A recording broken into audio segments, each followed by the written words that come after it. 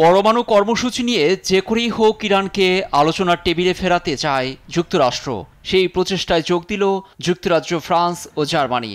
এ তিন দেশ বিবৃতিতে জানিয়েছে আগামী ২৯ আগস্টের মধ্যে ইরানকে আলোচনার টেবিলে ফিরতে হবে, নয়তো ১০ বছর আগে প্রত্যাহার করা নিষেধাজ্ঞা পুনরায় দেয়া হবে বলে হুঁশিয়ারি দিয়েছে তারা। পারমাণবিক কর্মসূচি নিয়ে ২০১৫ সালে ইরানের সঙ্গে চুক্তি হওয়াদের মধ্যে আছে এই তিন দেশ।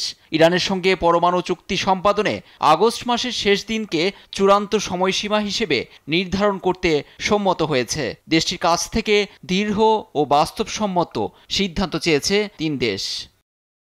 ইরান ইসরায়েলের ১২ দিনের যুদ্ধ এবং পরমাণু স্থাপনায় মার্কিন বিমান হামলার জেরে আলোচনা থেকে সরে গেছে তেহরান। নতুন করে আলোচনায় বসতে শর্ত মানার তাগিদ দিচ্ছে খামেনি প্রশাসন।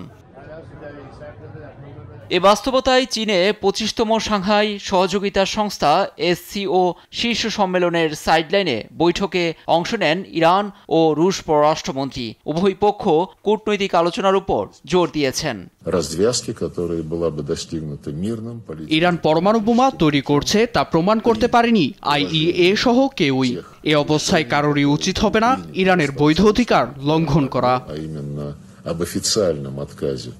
পরমাণু কর্মসূচি শান্তিপূর্ণ ও বিদ্যুৎ উৎপাদনেই ব্যবহার হচ্ছে ফের, এমনটা দাবি করেন ইরানি পররাষ্ট্রমন্ত্রী আব্বাস আরাগচি।